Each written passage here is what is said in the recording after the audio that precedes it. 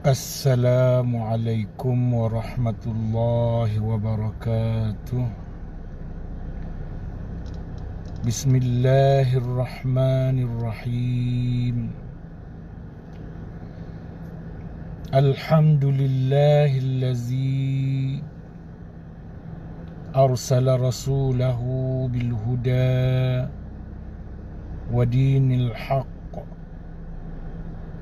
liyuzhirahu ala ad-din kullihi walau karihal kafirun.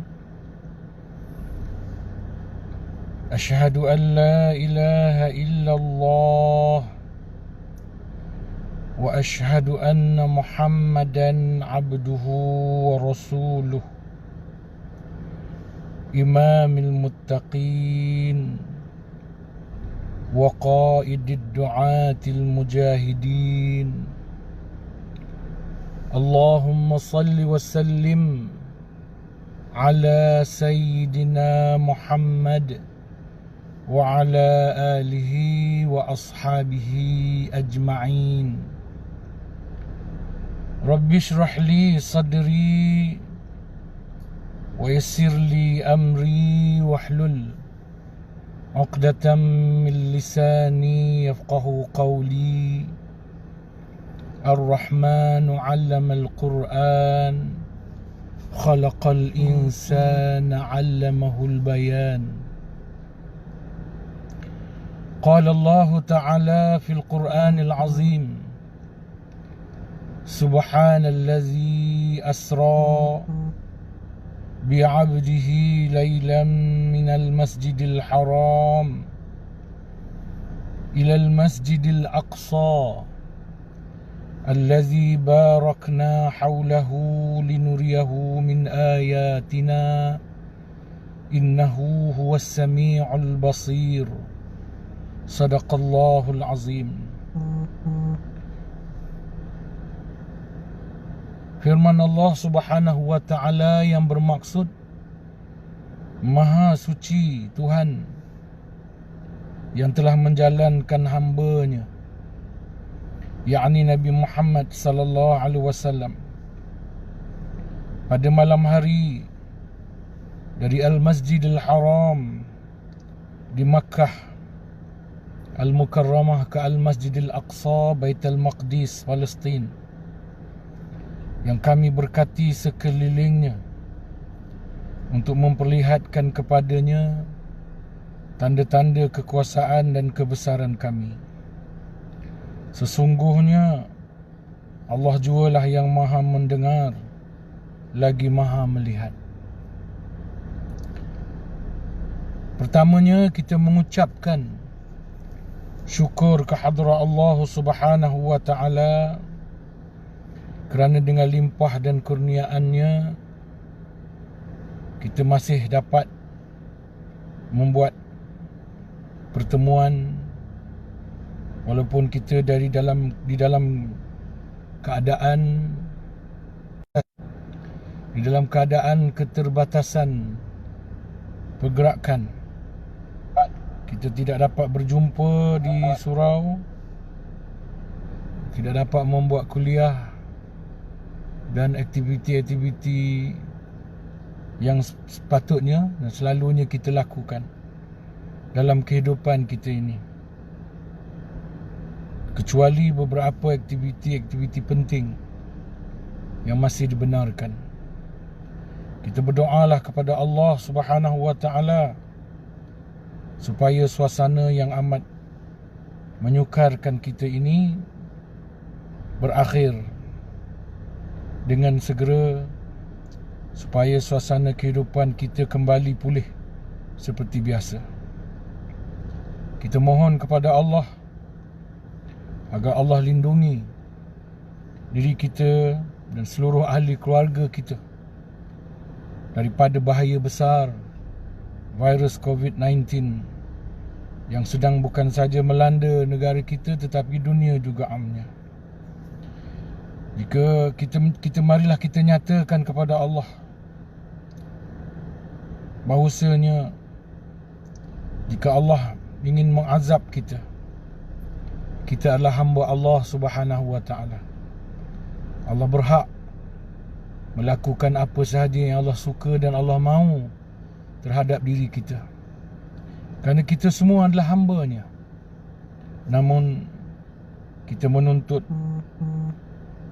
sifat kasih dan sayang Allah, sifat pemurah Allah, agar Allah tidak membiarkan kita terlalu lama dalam keadaan yang seperti ini. Kita juga memohon dan merayu kepada Allah dalam keadaan kita semua ditimpa kemudaratan.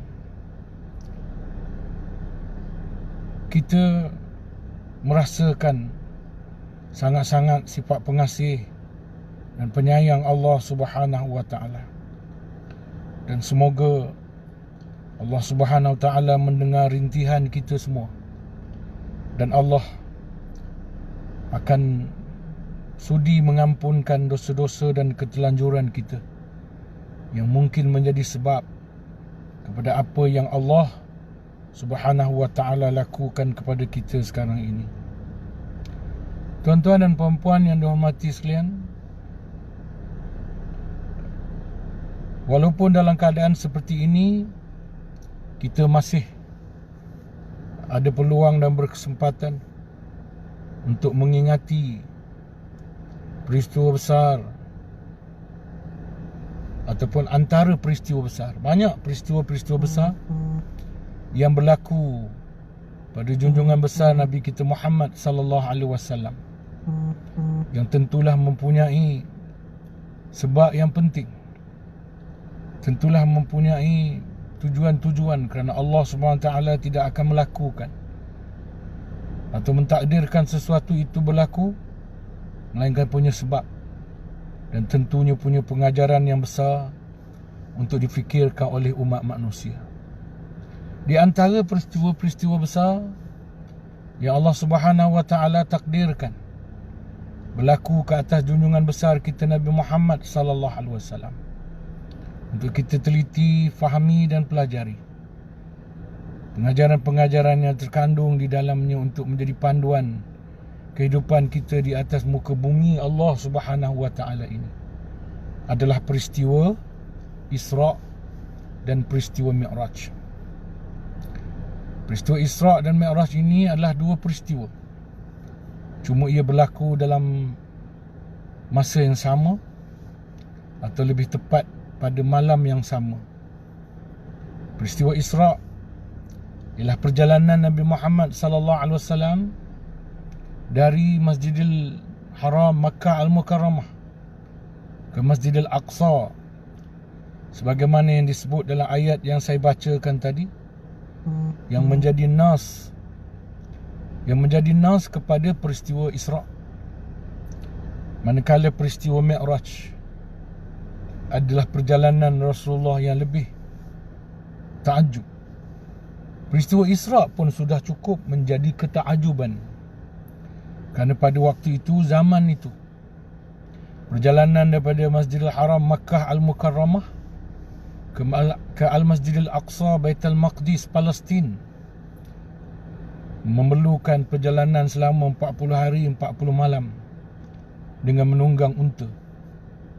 Namun ia dilakukan oleh Rasulullah sallallahu alaihi wasallam tak sampai satu malam, termasuk peristiwa Nabi naik ke langit Mi'raj itu.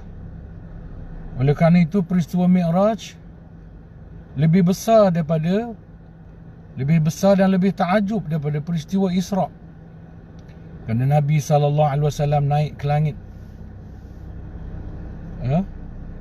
melepasi batas-batas duniawi untuk bertemu dengan Tuhan Rabbul Jalil, dengan menerima beberapa perkara yang akan dinyatakan nanti, dan banyak disebut dalam ketika sesiapa pun mengungkap peristiwa Isra' dan Mi'raj ini. Adapun peristiwa Mi'raj, nasnya adalah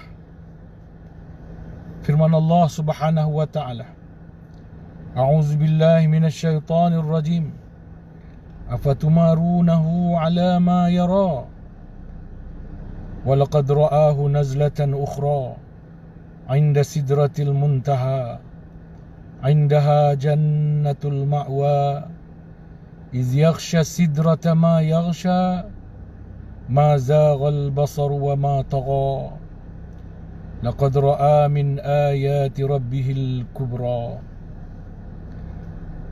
Firman Allah Subhanahu wa ta'ala yang bermaksud, jika demikian, patutkah kamu, wahai orang-orang musyrikun Quraisy, hendak membantahnya, yakni membantah Nabi Muhammad sallallahu alaihi wasallam mengenai apa yang telah dilihatnya itu? Dan demi sesungguhnya Nabi Muhammad telah melihat malaikat Jibril di dalam bentuk rupanya yang asal sekali lagi, di sisi Sidratil Muntaha, yang di sisinya terletak, yang berdekatannya terletak syurga Jannatul Ma'wa.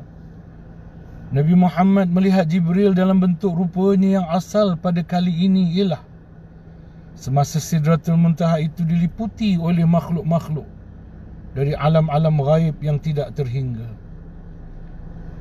Penglihatan Nabi Muhammad itu tidak berkisar daripada menyaksikan dengan tepat akan pandangan yang indah di situ yang diizinkan melihatnya, dan tidak pula melampaui batas. Dan sesungguhnya ia telah melihat sebahagian dari sebesar-besar tanda-tanda yang membuktikan luasnya pemerintahan dan kekuasaan Tuhannya. Tuan-tuan dan puan-puan yang dirahmati sekalian, ayat yang baru sebentar dibaca tadi adalah ayat dari surah An-Najm, iaitu ayat 12 hingga ayat yang ke-18, yang menjadi nas kepada peristiwa Isra' dan Mi'raj, kepada peristiwa Mi'raj, khusus kepada peristiwa Mi'raj. Ayat subhanallazi asra bi'abdihi tadi tu, ayat dia menjadi dalil kepada peristiwa Isra'.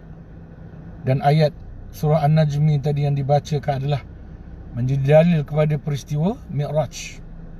Kedua peristiwa yang sangat menakjubkan.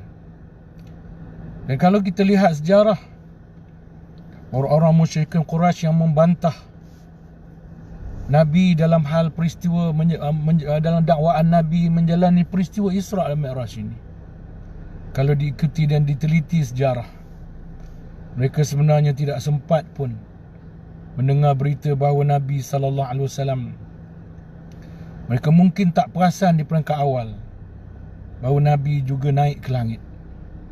Kerana ada catatan sejarah menyebutkan ketika Nabi mengatakan Nabi semalam pergi ke Baitul Maqdis dan pagi ini telah sampai dan pulang semula ke Mekah, pun telah menyebabkan mereka tertawa besar.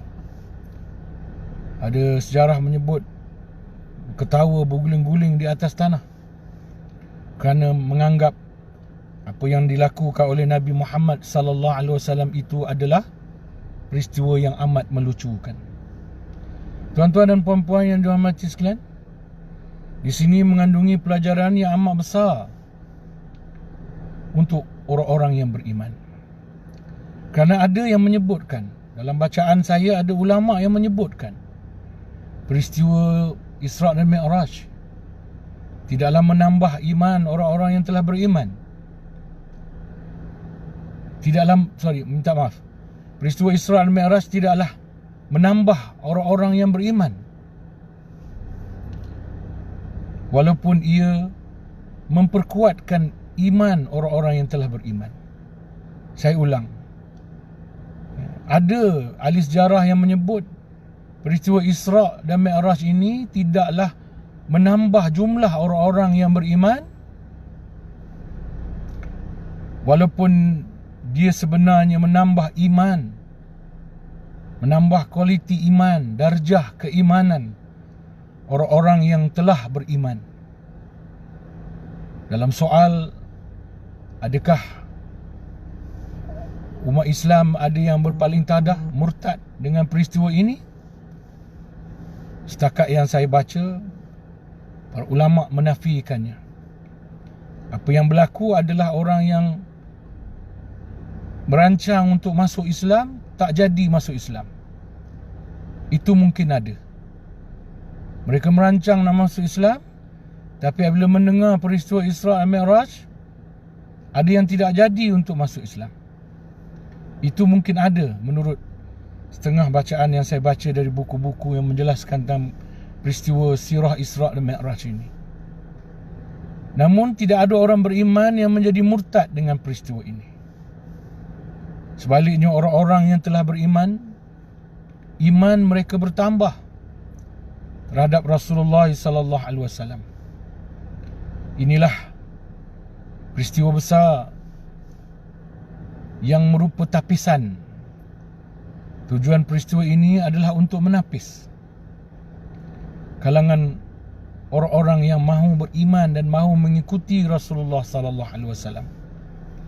Kerana tak lama selepas peristiwa ini, Allah Subhanahu wa taala menganugerahkan umat Islam sebuah negara, sebuah pemerintahan, di mana tak lama selepas ini akan berlakunya peristiwa hijrah, hijratul Rasul sallallahu alaihi wasallam dan umat Islam ke Madinah. Dan umat Islam pada waktu itu memiliki sebuah pemerintahan, sebuah negara, memiliki kuasa pemerintahan. Maka amanah kepada kuasa pemerintahan ini adalah amat besar. Maka dengan peristiwa Isra' dan Mi'raj ini, Allah menyaring mereka yang mahu beriman, mereka yang mahu bersama-sama Rasulullah sallallahu alaihi wasallam. Dengan peristiwa Isra' dan Mi'raj ini, Allah mahu memastikan bahawa mereka yang bersama-sama dengan Rasulullah, mereka yang kekal dan istiqamah dengan Rasulullah sallallahu alaihi wasallam adalah mereka yang benar-benar beriman dengan Nabi sallallahu alaihi wasallam. Kerana mereka beriman dengan Nabi sebelum Islam ada kuasa memerintah. Mereka beriman dengan Nabi sebelum Islam ada sebuah negara dan kuasa memerintah. Kerana mereka beriman dengan Nabi sallallahu alaihi wasallam ketika Islam masih lemah. Mereka tak nampak pun kekuatan, mereka tak nampak pun keuntungan duniawi yang berupa harta benda maupun pangkat kedudukan semasa mereka memilih untuk beriman dan bersama dengan Rasulullah sallallahu alaihi wasallam. Allah mahu menapis sehingga golongan yang akan diberi kemenangan nanti di Madinah, golongan Islam, umat Islam yang akan diberi kuasa memerintah di negeri Madinah, akan diberi kepada mereka yang benar-benar beriman. Mereka yang ikut Nabi kerana ikhlas, kerana Allah dan Rasul. Mereka yang ikut Nabi bukan kerana mahukan pangkat, kedudukan dan jawatan. Tuan-tuan dan puan-puan yang dihormati sekalian, saya merasakan, bagi pendapat peribadi saya, ini adalah hikmah dan pengajaran terbesar daripada peristiwa Isra' dan Mi'raj itu sendiri. Sebab itu, sebagaimana dikatakan tadi, tidak ada orang yang saya membaca tulisan para ulama, antaranya Haji Zain. Saya membaca fakta yang terdapat dalam buku Haji Zainal Arifin Abbas umpamanya. Tidak ada yang masuk Islam kerana peristiwa Isra' dan Mi'raj ini. Tidak ada yang masuk Islam kerana peristiwa Isra' dan Mi'raj ini. Sebagaimana penegasan tidak ada juga yang murtad.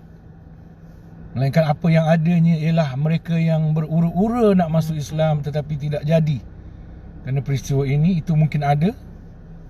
Tetapi apa yang pasti berlaku adalah mereka yang beriman, iman yang bertambah dengan peristiwa Isra' dan Mi'raj ini. Ini paling nyata dilihat kepada keimanan Abu Bakar As-Siddiq radhiyallahu anhu. Ketika Nabi Muhammad sallallahu alaihi wasallam diberi peluang menceritakan kisah ini di Makkah, di sebuah tempat perhimpunan yang dikhaskan, kerana pihak Mekah, musyrikin Mekah merasakan peristiwa ini menguntungkan mereka, Ketika Nabi Muhammad hanya sempat mengatakan bahawa semalam dia dibawa oleh Jibril ke Masjid Al-Aqsa, Baitul Maqdis, Palestin. Belum sempat Nabi Muhammad menceritakan dia naik ke langit, kemudiannya orang ramai telah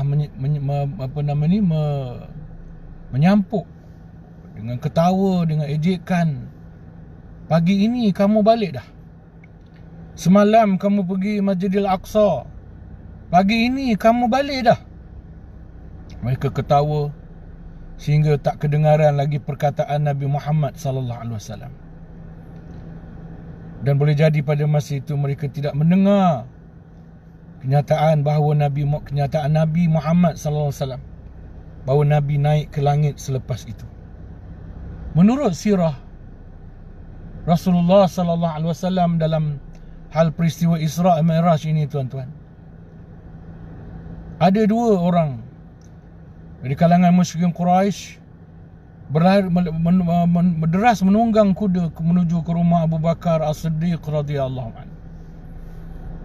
Tujuan mereka sangka bahawa mereka akan dapat membuatkan Abu Bakar tidak lagi sayang, kasih dan ikut dan setia kepada Nabi Muhammad sallallahu alaihi wasallam.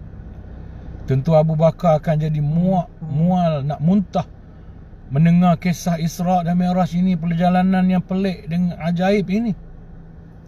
Mereka pergi ke rumah Abu Bakar As-Siddiq radhiyallahu anhu. Mereka kata, wahai Abu Bakar, kawan kamu tu telah bercakap benda yang mengarut. Abu Bakar kata, siapa? Mereka kata, Muhammad lah. Muhammad. Abu Bakar kata, apa yang dia telah katakan? Mereka kata kepada Abu Bakar, Muhammad kata semalam dia pergi ke Masjid Al-Aqsa, Baitul Maqdis, Palestin, dan tiba-tiba pagi ini balik dah. Mereka ketawa berdekah-dekah di hadapan Abu Bakar As-Siddiq radhiyallahu anhu. Mereka sangka Abu Bakar As-Siddiq radhiyallahu anhu juga akan bersikap seperti mereka, akan tertawa berguling-guling mendengarkan kelucuan Nabi Muhammad, kelucuan cerita yang dibawa oleh Nabi Muhammad sallallahu alaihi wasallam. Namun tuan-tuan, Abu Bakar As-Siddiq radhiyallahu an hanya dia menunggu mereka habis tertawa. Dan apabila mereka habis tertawa, Abu Bakar bertanya. Abu Bakar kata, aku nak tahu satu perkara sahaja, iaitu kamu dengar berita ini daripada siapa? Siapa yang menyampaikan berita ini, cerita ini kepada kamu? Adakah kamu mendengar daripada orang lain? Ataupun kamu mendengar daripada batang tubuh Nabi Muhammad sendiri? Lalu kedua pemuda itu mengatakan kepada Abu Bakar, ya, kami mendengar daripada mulut Muhammad sendiri. Mata dan telinga kami yang melihat dan mendengar batang tubuh Muhammad menceritakan peristiwa ini kepada kami. Lalu Abu Bakar As-Siddiq radhiyallahu an terus menyatakan, kalau Muhammad yang berkata, kalau Muhammad yang bercerita, tak usahkan dia berkata dia pergi kepada Masjid Al-Aqsa semalam dan balik pada hari ini. Malah kalau dia berkata dia naik ke langit pun aku akan mempercayainya, kata Abu Bakar As-Siddiq radhiyallahu anhu, yang mendapat gelaran As-Siddiq kerana peristiwa inilah. Peristiwa dia membenarkan Nabi Muhammad sallallahu alaihi wasallam ketika orang lain menafikan, mentertawakan, mengejek Nabi Muhammad sallallahu alaihi wasallam. Dia membenarkan Nabi Muhammad sallallahu alaihi wasallam atas iman. Dia tidak mengukur logik. Kalau mengambil logik, memang apa yang diceritakan oleh Nabi Muhammad sallallahu alaihi wasallam ini tidak logik, tidak betul, tidak munasabah. Bukan sahaja di zaman dulu, zaman sekarang pun, walaupun masih ada roket dan sebagainya, tetapi apa yang berlaku itu masih terlalu pantas. Jarak perjalanan yang dilalui dengan masa yang digunakan terlalu pantas walaupun dengan teknologi yang ada pada hari ini. Namun peristiwa ini, amnya peristiwa Isra' dan Mi'raj, khususnya sikap Abu Bakar As-Siddiq radhiyallahu an ini, menunjukkan kepada kita bahawa di sana ada persoalan dalam agama kita yang tidak boleh diukur dengan akal. Dalam Islam, ada perkara yang tak boleh diukur dengan logik, dengan data kajian saintifik, kajian sosiologi, fakta saintifik, fakta apa pun. Perkara yang melibatkan akidah, perkara dasar yang dibawa oleh Islam, perkara yang dinyatakan dengan terang dan jelas oleh Al-Quran, perkara yang nyata diterangkan dalam hadis-hadis Rasulullah sallallahu alaihi wasallam, hendaklah kita terima walaupun ia tidak logik dengan kajian yang kita buat. Kajian saintifik ke, kajian sosiologi ke. Umpamanya hukum Allah Subhanahu wa taala, hukum hudud, hukum memotong tangan pencuri misalnya, tidak boleh diukur dengan logik dan kajian manusia pada hari ini. Hukum memotong tangan pencuri, hukum rejam orang-orang yang berzina, yang dah kahwin, merotan orang penzina yang belum berkahwin, tidak boleh diukur dengan logik akal fikiran manusia. Ia terang disebut dalam ayat Allah Subhanahu wa taala. Ia terang disebut dalam hadis-hadis Rasulullah sallallahu alaihi wasallam. Ia jelas, maka ia perlu dipertahankan sebagaimana Abu Bakar As-Siddiq radhiyallahu an mempertahankan peristiwa Isra' dan peristiwa Mi'raj. Sebagaimana Abu Bakar, inilah pelajaran dia tuan-tuan. Sebagaimana Abu Bakar As-Siddiq radhiyallahu an mempertahankan peristiwa Isra' yang dilihat sangat tidak logik di zaman itu, begitulah kita pada hari ini. Bukan saja mempertahankan peristiwa Isra' dan Mi'raj, tapi mempertahankan seluruh ajaran Islam yang jelas datang daripada Al-Quran dan hadis Nabi-Nya sallallahu alaihi wasallam. Hadis Nabi sallallahu alaihi wasallam. Termasuklah hukum syariat. Sebagaimana Abu Bakar membela Nabi, walaupun apa yang Nabi ceritakan itu tidak logik, tidak kena dengan akal manusia, tetapi Abu Bakar mempertahankannya. Begitulah kita hari ini. Walaupun orang melihat hukum syariah Islam itu kejam, zalim, tidak relevan lagi dengan dunia moden, kita mesti bersikap seperti Abu Bakar As-Siddiq. Kita mesti mengambil pelajaran daripada peristiwa Isra' dan Mi'raj ini, khususnya daripada sikap Abu Bakar As-Siddiq. Kita perlu berhujah mempertahankan syariat Allah, bukan berhujah menolak syariat Allah, bukan menyokong suara-suara yang menolak syariat Allah, tetapi berhujah, mengerah tenaga fikiran kita, akal kita dan ilmu kita, menggarap ilmu kita, mencanai ilmu kita untuk menunjukkan, menampakkan betapa syariat Allah lebih berhikmah, lebih baik, walaupun zahirnya kelihatan seperti tidak relevan, kejam, zalim dan seumpamanya.